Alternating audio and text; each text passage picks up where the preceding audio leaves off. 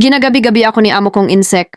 Dito sa Hong Kong, Welcome to my channel, Ate Vine Confession.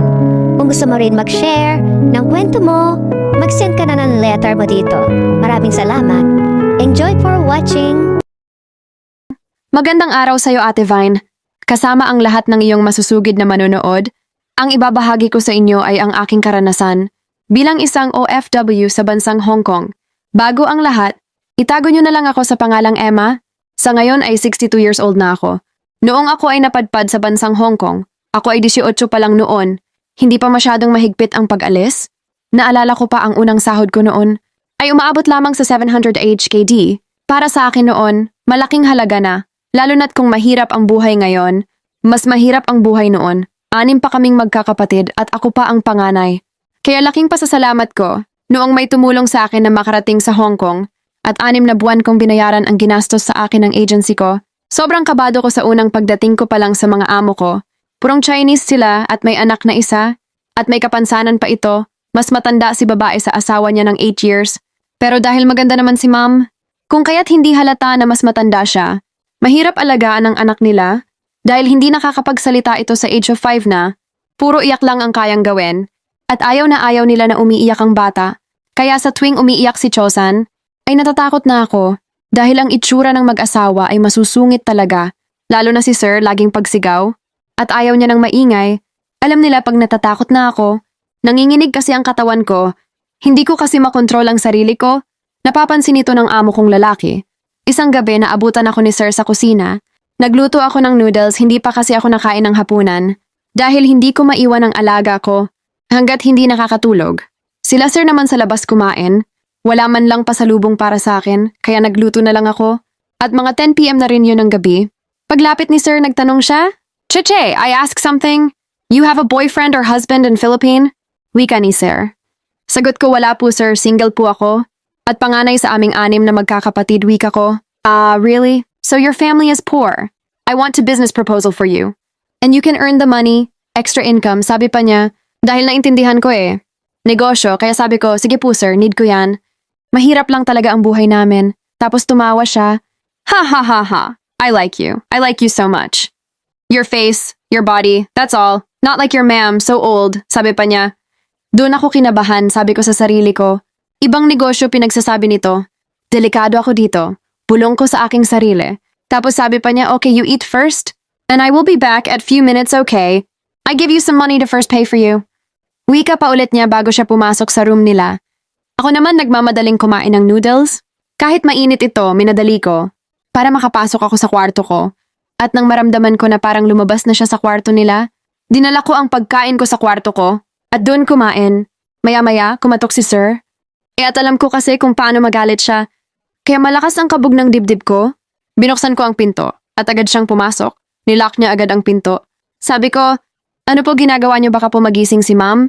Magalit po sa akin yon, mawalan pa ako ng trabaho. She sleep, don't worry. She drink the medicine for sleep tight. Sabi pa niya, I will give you this 500 HKD and I want to sleep over you for few hours. Malaking halaga na ang 500 HKD noong panahon ko. Sabi ko ayaw ko kasi natatakot ako at sinabi ko na lang na may pamilya na ako. May asawa pero kahit na daw. At ayaw ko talaga pero nilakihan niya ako ng mata at sabi pa niya, gawin ko na lang ang gusto niya para hindi siya magalit. Sa sobrang takot ko, ay bumigay ako. Ito pa naman ang kauna-unahang kong pakikipagsyuktsyukan at napansin niya ito. Kaya grabe ang tuwa niya nang makatapos siya. At sabi niya sa akin, I love you so much. I'm only one to your perlas. I like it, your ma'am is not a really single. Before I got marry her kinabukasan, sumama ang pakiramdam ko dahil sa unang karanasan ko, hindi ko rin maikakaila na medyo malusog din ang alaga nito. Kaya't ramdam ko ang pagkapilas ng gitling ng aking kuweba. Simula noon, nagbago ng pakikitungo sa akin ni Sir. Naging mabait, mahinahon at palaging may inaabot sa akin pag wala si Madam at pag ayokong tanggapin, nakikita ko palang ang paglaki ng kanyang mata. Natatranta na ako kaya ginagawa ko, tinatanggap ko na lang. Tuwing gabi, sa totoo lang, parang gusto kong maging manhid dahil talagang araw-araw na itong pumapasok sa aking kwarto.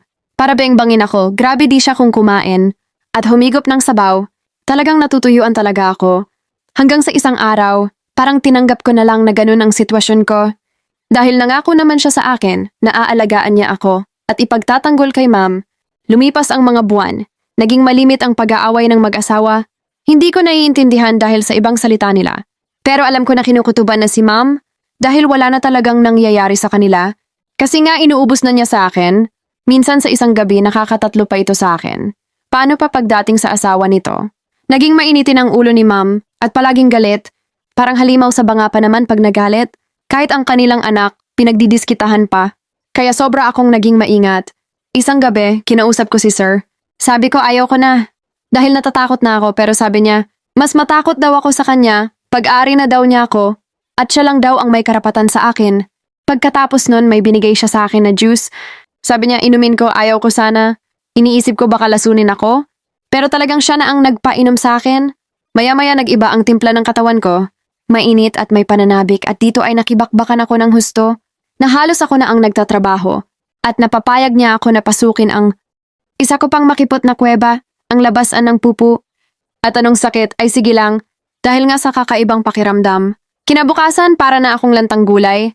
Hirap na rin akong magpopo, dahil dun niya ako sinargo ng paulit-ulit. Naiiyak talaga ako, hindi ko na alam ang gagawin ko. Gusto ko na lang umuwi at isang araw. Nilakasan ko ang loob ko na magsabi kay Ma'am na uuwi na ako ng Pinas pero sabi ni Ma'am, okay lang. Basta hihintayin ko ang kapalit ko, mga isang buwan daw. Sobrang tuwa ko dahil makakauwi na ako. Dinahilan ko kasi na walang mag-aalaga sa anak ko. Kahit wala pa naman talaga akong anak, para lang makaalis na sa kanila, nalaman yun ni Sir. At hindi siya pumayag sa kagustuhan ni Ma'am. Dinahilan niya gusto na raw ako ng anak nila dahil nawala na nga ang pagiging iyakin nito. Halos kinagabi-gabi talaga ako ni lalaki at parang iba na ang pakiramdam niya, parang hayok at sabik palagi. Siguro dahil bata pa ako. At siya ang nauna, asawa niya kasi ay matanda pa sa kanya. Nung time na yon, gulong-gulo na ako. Hindi ko alam saan ako magsasabi. Dahil wala pang cellphone noon, sumusulat lang ako sa pamilya ko sa Pinas. Pero hindi ko rin masabi sa pamilya ko ang nagaganap sa akin dahil ayokong mag-alala pa sila sa akin. Hanggang sa isang araw, sinabi ni Ma'am na uuwi sila sa China at maiiwan ako dahil pumanaw ang papa ni Sir. Kaya mas kasama si Sir na aalis, sabi pa ni Ma'am. Aabutin sila doon ng halos 3 linggo. Parang nakahinga ako ng maluwag. Iniwanan ako ni Ma'am ng allowance ko sa 3 linggo at bago siya umalis, ibinigay na rin sa akin ang sahod ko. Bilin ni Ma'am na huwag akong lalabas. Isang araw lang daw dapat. Bilihin ko na ang lahat ng need ko. Bago pa sila umalis, habang nag-iimpake ng mga damit si babae, pinuntahan pa ako ni Sir, inabutan ako ng pera at bilhin ko raw lahat ang gusto ko, sabay halik pa at kapas sa aking kuweba. Grabe talaga siya. Isinama pa ako sa loob ng CR at doon umisa muna ng mabilisan. Kinabukasan, wala na sila. Kaya lumabas ako, nagpadala ako ng pera. Naghulog din ako ng sulat. At may nakausap akong isang Pinay. At nasabi ko ang lahat ng nangyayari sa akin. Sa sobrang awa niya sa akin. Sabi niya, umuwi na ako ng Pinas. Mag-run away na ako dahil may pera naman ako. Sinamahan ako ni ate bumili ng ticket ko. At ang flight ko kinabukasan ng umaga. Kaya umuwi ako ng Pinas na hindi alam ng mga amo ko. Dala ang pagkabigo at trauma, sobrang gulat ng aking mga magulang. Sinabi ko na lang na umuwi na ng China ang mga amo ko. Kaya wala na akong choice kundi umuwi. May naipon din naman akong pera galing kay Sir. Kaya ginamit ko ito para sa aking naging negosyo. Pero hindi yun sapat sa lahat ng ginawa niya sa akin.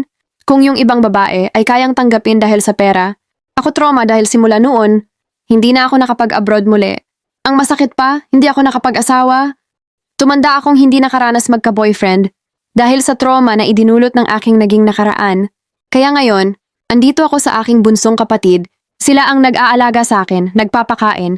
Yung dating tindahan ko noon ay lumaki na at sila na ang namamahala. Kasama ng aking mga pamangkin, malakas pa rin naman ako. At tumutulong pa rin dito sa aming tindahan. Pasalamat na rin ako dahil mahal ako ng aking mga pamangkin. Sana ay nagustuhan nyo ang aking naging karanasan sa bansang Hong Kong.